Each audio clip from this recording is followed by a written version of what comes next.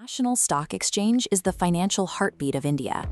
Every single day, trillions of rupees flow through its systems, determining the value of the nation's largest companies and the fate of millions of investors. Inside this market, human traders have largely been replaced by high-frequency trading algorithms. These programs execute millions of complex trades in fractions of a second. In this environment, speed is the ultimate currency. To cater to this need for speed, the NSE introduced a premium co-location facility in 2009. For a steep fee, brokers could shave valuable milliseconds off their transmission times by physically moving their hardware directly into the exchange's own data center. Getting data a single microsecond earlier guarantees that a broker can identify a price change and execute a trade before the rest of the market even knows the price has moved. It builds a permanent systemic edge into every transaction. Between 2010 and 2014, market participants began noticing a persistent anomaly. A select group of brokers, particularly a firm named OPG Securities, were consistently logging into the NSE's tick-by-tick data servers first, beating out everyone else. They achieved this using unauthorized dark fiber cables. These are unlit, dedicated optical lines that allowed these brokers to bypass the exchange's standard network routing entirely. By combining co-location with these direct hardware lines, rogue brokers could front-run the entire market. They locked in millions of rupees in profits daily by reacting to price fluctuations before those changes registered on competing screens.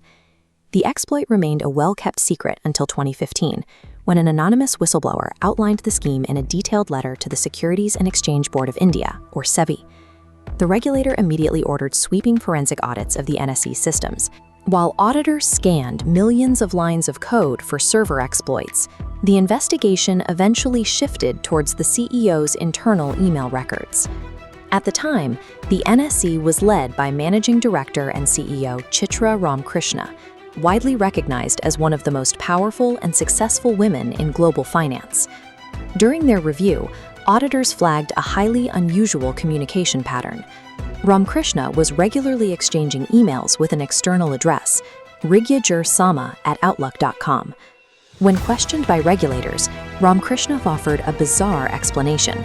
She claimed the email address belonged to a Siddha Purusha, a Himalayan yogi who guided her decisions. She insisted he possessed spiritual powers that allowed him to manifest at will, completely independent of any physical coordinates.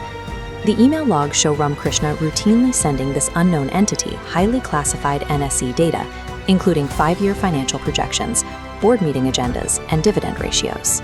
The architect of India's most advanced, heavily scrutinized algorithmic trading hub was making critical decisions regarding the national market based on emails from an anonymous spiritual entity.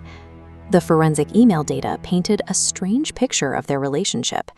The yogi frequently micromanaged her personal life, sending messages like, "Today you are looking awesome. You must learn different ways to plait your hair, which will make your looks interesting and appealing."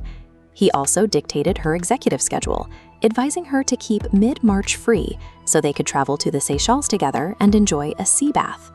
The correspondence eventually escalated to direct corporate interference. The yogi explicitly instructed Ramkrishna to hire an outsider named Anand Subramanian as her chief strategic advisor. She immediately complied. This chart contrasts Anand Subramanian's compensation with his relevant experience. Despite having zero background in capital markets, he was rapidly promoted to Group Operating Officer. Ramkrishna granted him frequent, massive salary hikes, eventually paying him over 40 million rupees a year, while delegating the day-to-day operations of the exchange to him.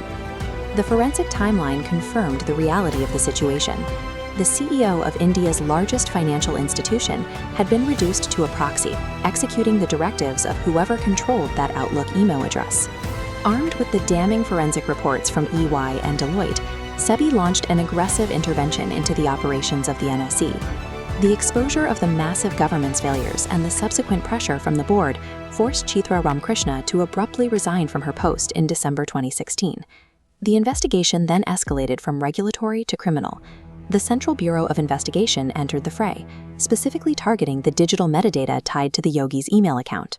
By tracking the IP addresses and recovering deleted files, the CBI confirmed the yogi's true identity. There was no spiritual entity in the Himalayas. The email account had been created and was being actively operated by Anand Subramanian. Subramanian had executed a flawless psychological manipulation. By adopting the persona of a mystical guide, he bypassed every corporate safeguard, manipulating the CEO into granting him extreme wealth, sweeping operational power, and deep access to the NSE's core. The financial penalties handed down were severe. SEBI ordered the National Stock Exchange to disgorge over 6 billion rupees in illicit gains from the co-location facility, while levying heavy fines on Ramakrishna, Subramanian, and the offending brokers. The criminal consequences followed closely behind. In early 2022, the CBI officially arrested Anand Subramanian, Chitra Ramakrishna, and several key figures from the brokerages that exploited the hardware loopholes. The institutional damage to the NSE was profound. The scandal completely derailed the exchange's highly anticipated initial public offering, indefinitely delaying a launch that was expected to value the company in the billions. The legacy of the NSE Go scam is a reminder that advanced algorithmic trading systems remain entirely dependent on the integrity and judgment of the humans entrusted to govern.